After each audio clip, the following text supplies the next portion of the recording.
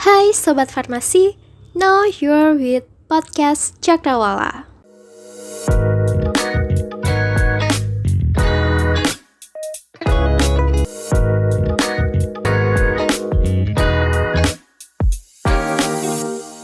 Halo Sobat Farmasi Universitas Jember, balik lagi di Podcast Cakrawala.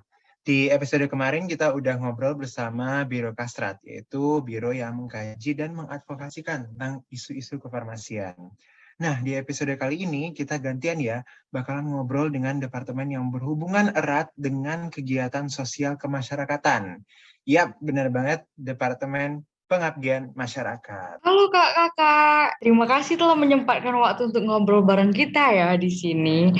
Mungkin kita bisa say hi dulu guys ke kakak Pengmas nih. Halo Kak Mimin, halo Kak Amel. Halo, terima kasih lah ya sudah mau mengundang kami berdua seperti itu. Ya, terima kasih juga Mas sudah menyempatkan waktunya. Nah, berbicara tentang Departemen Pengmas, for your information guys, departemen ini merupakan salah satu departemen di dalam kepengurusan BEM Fakultas Farmasi UNED yang bergerak dalam kegiatan-kegiatan sosial kemasyarakatan dengan tujuan untuk meningkatkan kepedulian terhadap masyarakat. Tuh Kak Alta. Jadi untuk memulai perbincangan kita di episode kali ini, mungkin aku bakal nanya tentang pertanyaan yang selalu kita tanya di setiap episode, yaitu kira-kira nih di Departemen Pengmas itu ada inovasi terbaru apa sih di periode ini? Mungkin Kak Mimin atau Kak Amel bisa menjawab. Oke, terima kasih atas pertanyaannya ya. Jadi kalau dari Departemen Pengabdian Masyarakat sendiri memang ada sedikit perubahan, terutama di bagian prokernya seperti itu. Kalau dari tahun-tahun sebelumnya itu Departemen Pengabdian Masyarakat itu biasanya punya 3 proker. Jadi proker yang pertama itu ada WPD, kemudian ada Desfar atau Desa Farmasi, terus yang terakhir itu biasanya ada donor darah. Nah, karena uh, ada banyak kendala gitu ya, itu karena COVID-19 dulunya awalnya. Jadi dulu tuh masih bingung gitu tentang regulasi gimana caranya donor darah ketika COVID-19.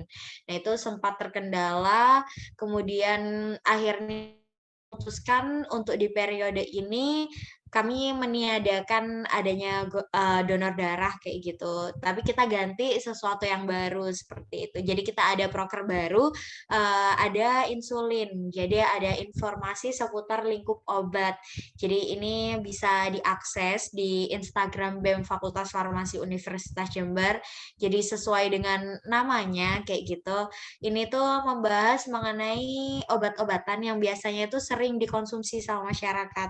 Jadi kayak ada kalau episode-episode sebelumnya itu ada tentang paracetamol, kemudian asam efenamat, kemudian kayak hal-hal yang biasanya harus diketahui lah, hal-hal dasar yang harus diketahui ketika minum obat, kayak ya gimana tata caranya, kayak 3x1 itu sebenarnya harusnya kayak gimana, terus kemudian ada logo-logo obat itu artinya seperti apa, kayak gitu-gitu sih. Jadi hal-hal yang mendasar seperti itu. Ternyata luar biasa banget ya teman-teman program kerja dari Pengmas ini, dan kita bisa melihat nih program kerjanya ini sangat related dengan kegiatan-kegiatan sosial yang berhubungan langsung dengan masyarakat gitu teman-teman. Nah, untuk pertanyaan selanjutnya ya Kak, kalau untuk kan pengabdian masyarakat ini kan langsung terjun gitu ke masyarakat gitu. Jadi banyaklah program kerja yang langsung terjun ke masyarakat. Kalau boleh tahu Kak, skill yang dibutuhkan untuk terjun di masyarakat itu apa ya Kak? Mungkin Kak Amel atau Kak Mimin bisa ngejawab. Kalau dari ini pendapat dari aku sendiri ya, mungkin kalau nanti Amel mau nambahin boleh banget juga. Mungkin dari aku dulu, kalau menurutku skill utama itu skill mengenai komunikasi. Jadi kayak kita jadi komunikator di masyarakat. Kayak seumpamanya kita mau ngasih tahu sesuatu ke masyarakat, terutama kalau kita lagi ada pengabdian, terus ada kayak penyuluhan dan lain-lain kayak gitu. Itu menurutku komunikasi itu hal yang utama kayak gitu. Jadi kalau seumpamanya nih ya, kita ngasih tahu sesuatu, terus habis itu bahasanya kita ketinggian. Maksudnya kita biasa ngomong sama teman-teman yang memang paham tentang apa ya, kayak bahasa bahasa medis kayak gitu. Terus di masyarakat yang kita tahu latar belakangnya itu luas banget gitu loh, nggak semuanya itu eh, tahu bahasa medis atau yang lain-lain kayak gitu. Kemudian kita kasihlah bahasa medis kan ya jadinya masyarakat bingung. Jadi itu contoh kecilnya aja sih. Jadi kalau menurutku skill utama kalau terjun di masyarakat itu komunikasi. Terus juga mungkin komunikasinya dibarengi sama empati. Jadi kita merasakan juga, oh gini. Jadi kita sekaligus kayak apa ya, mengasah ketika kita nanti sudah menjadi apoteker. Mungkin dari Amel ada tambahan kayak gitu. Oke, kalau dari aku ya setuju banget sama apa yang udah dibilang oleh Kak Mimin ya. Kalau kita harus punya empati, terus punya skill komunikasi yang baik untuk ngobrol sama masyarakatnya. Terus selain itu juga mungkin dari empati itu kayak kepedulian kepada sesama ya, karena kan mengabdi kepada masyarakat, kayak sebelum mengabdi kan kita harus punya rasa peduli dulu untuk menumbuhkan pengabdian itu ya. Terus begitu tenggang rasa itu sih untuk masyarakat itu kan pasti banyak masyarakat tuh yang kita temui itu banyak sifatnya. Nah, itu kayak berbagai sifat itu kita harus mempunyai ya itu tenggang rasa, empati yang dibilang Kak Mimin tadi itu sih. Gitu. Wah, jadi kelihatan banget nih ya guys, bahwa teman-teman kakak-kakak di Pengmas ini merupakan orang-orang yang sangat skilled ya, punya kemampuan yang mumpuni dalam hal sosial kemasyarakatan nih. Nah, mungkin aku mau kembali ke pembahasan sebelumnya tadi ya, mengenai prokernya di Pengmas, salah satunya adalah WPD atau World Pharmacist Day. Mungkin sesuai dengan jadwal perekaman saat ini ya, WPD itu dilaksanakan pada bulan ini, bulan September, pada tanggal 25. Nah, mungkin di sini aku mau bertanya sih, kira-kira untuk WPD tahun ini persiapannya bagaimana ya Kak? Kira-kira apa aja sih yang dilakukan oleh Pengmas dan preparasinya apa aja? Mungkin bisa dijawab. Oke, kebetulan banget ya ini di sini ada ketua pelaksana dari BPD. Ayo Kak Amel, silakan Kak Amel untuk menjawab pertanyaannya. Kan kalau dari sisi Kak Amel lebih tahu nih, jadi lebih lengkap seperti itu penjelasannya. Iya, oke. Jadi WPD tahun ini tuh kan ya seperti yang tadi udah dibilang Kak Givari, kalau WPD itu dirayakannya tuh tanggal 25 September ya. Dan kebetulan saat kita take ini kan tanggal 24 September nih. Jadi kalau di tahun ini tuh ada rangkaian gitu WPD-nya. Jadi tidak hanya di satu hari, yaitu 25, enggak. Tapi ada sebelumnya tuh udah dilakukan perayaan lah untuk WPD itu, yaitu di tanggal 22 itu, 22 September hari Kamis. Nah, itu tuh kita mulai dengan membuat banner nih. Kan biasanya kalau banner tuh pakai banner yang dicetak nih. Kalau kita pakai kain yang kita tulis World Pharmacist Day, terus kita mengumpulkan tanda tangan dari mahasiswa Fakultas Farmasi Universitas Jember. Kemarin sih kita udah kita laksanakan dan kayak partisipasi dari mahasiswanya ramai ya, cukup ramai dan mendapatkan banyak tanda tangan sampai penuh ya, itu kain yang kita sediakan itu sih. Terus habis itu pada kemarin tanggal 22 itu kita juga telah memberikan bunga untuk dosen-dosen sebagai kayak apresiasi ya, kayak karena telah membimbing kita untuk menjadi farmasis di masa depan gitu. Beliau kan para dosen juga seorang farmasis ya, jadi kita mengucapkan selamat hari farmasi sedunia untuk dosen-dosen tersebut. Habis itu kita juga memberikan plakat ya sebagai bentuk ya perayaan BPD yang kita berikan kepada Bapak Dekan kita, Bapak Nuri. Dan selain itu ada kuis juga, kayak kemarin tuh rame kita mencegat teman-teman mahasiswa Fakultas Farmasi untuk kayak tiba-tiba kuis dadakan nih, teng-teng, tapi kita dapat jajan habis itu. Kayak gitu sih. Terus untuk yang tanggal 25-nya besok akan diadakan kampanye mengenai 2 yang kita bawa tuh 2 hal nih, yaitu ada ceklik, kampanye mengenai ceklik, dan yang satunya Luar biasa banget ya. Pemaparan dari Kak Amel nih teman-teman tentang konsep World Pharmacist Day-nya tahun ini gitu. Apalagi Kak Amel ini merupakan ketua panitia dari WPD Fakultas Farmasi Universitas Jember tahun ini gitu. Kayak kita sudah mengundang orangnya ke sini gitu. Konsepnya juga sudah diberitahu gitu. Semoga acara WPD tahun ini dapat sukses ya Kak Amel ya, dan Kak Mimin juga, karena ini merupakan sebuah proker yang besar ya untuk pengemasnya sendiri gitu. Nah tadi Kak Amel ada menyinggung tentang RUU kefarmasian nih. Dari sudut pandang Kak Mimin ataupun Kak Amel itu bagaimana ya pendapat dan harapan kakak-kakak ini tentang RUU kefarmasian kita yang belum segera disahkan gitu. Meskipun di tahun 2022 ini sudah masuk ke prolegnas prioritas, tapi belum juga disahkan gitu. Mungkin bisa nih Kak diberikan pendapat tentang hal ini gitu. Mungkin bisa dimulai dari Kak Mimin atau Kak Amel dulu. Kalau harapannya sama ya, untuk semua farmasis pasti mengharapkan kalau RUUF ini segera disahkan kayak gitu. Jadi ya memang ini penting ya untuk kita semua sebagai farmasi seperti itu. Jadi di sini kayak apa ya, hak-hak kita yang melindungi kita nantinya itu kan tertuang di RUUF ini. Jadi kalau harapannya sepertinya sama ya untuk dari semuanya agar segera disahkan seperti itu. Ya kalau dari Kak Amel, gimana Kak pendapatnya dan harapannya?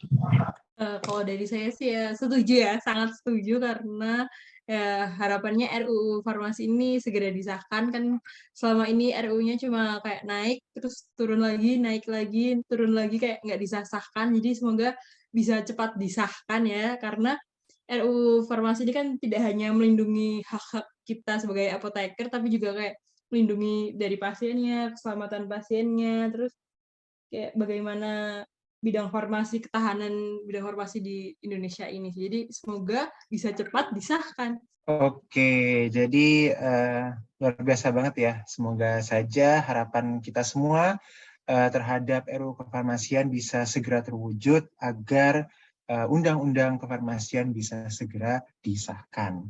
Oke, mungkin ini pertanyaan terakhir ya pada episode kali ini, yaitu mungkin tentang konsep 10 Stars of Pharmacist ya. Nah, jadi tadi dari kakak-kakak Pemas sendiri sudah menyampaikan kan bahwa ada beberapa skill yang perlu dimiliki untuk terjun mengabdi di masyarakat.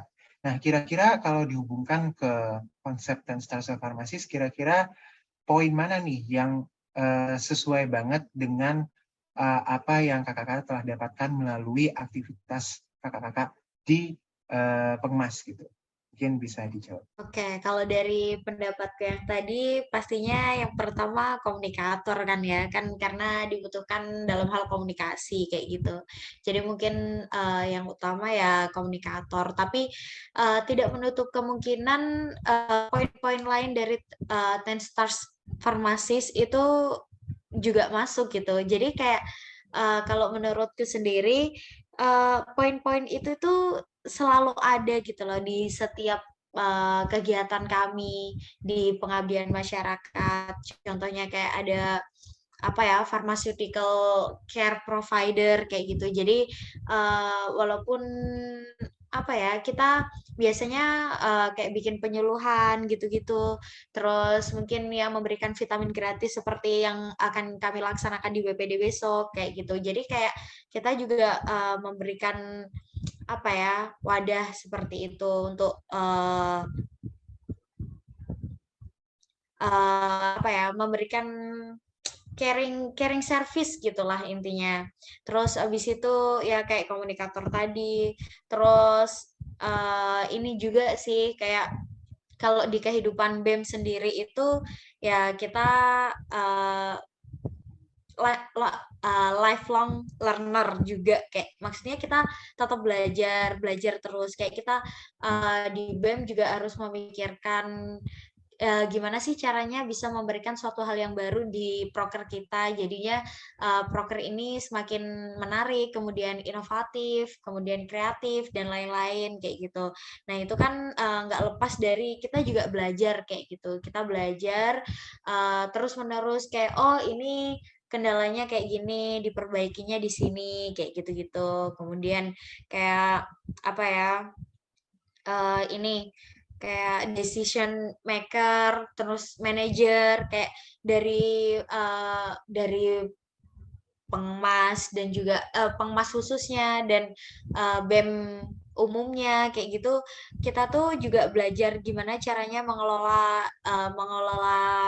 apa ya pribadi itu, gimana sih cara manajemen yang benar, manajemen yang baik itu kayak gimana, yang bijaksana itu kayak gimana ketika dihadapkan di suatu masalah itu, keputusan kita yang dilakukan itu bagaimana, kebijakan apa yang bisa dilakukan kayak gitu. Kalau menurutku sih hampir semua 10 stars of pharmacy itu udah dilakukan lah di kegiatan kita di BEM secara umum kayak gitu.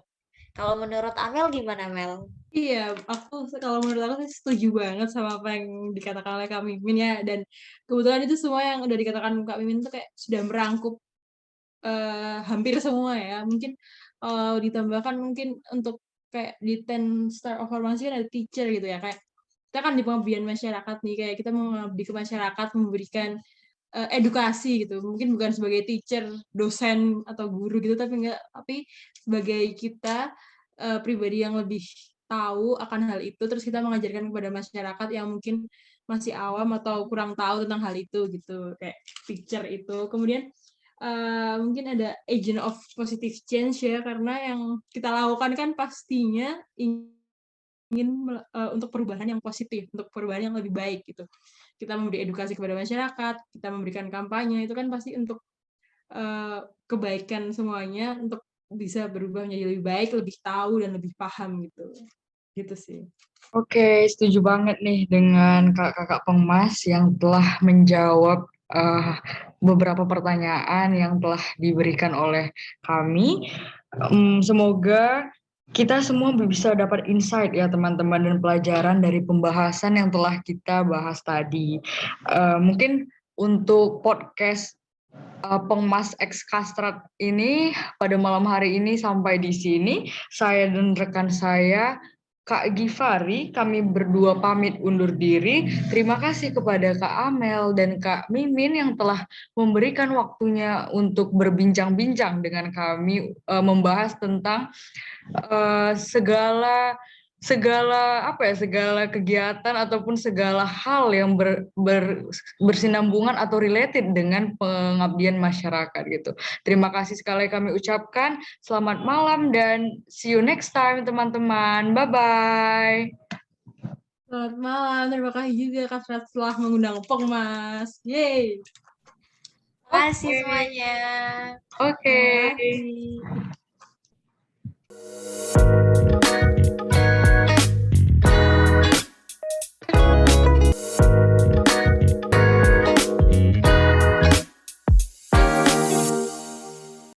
Sampai di sini.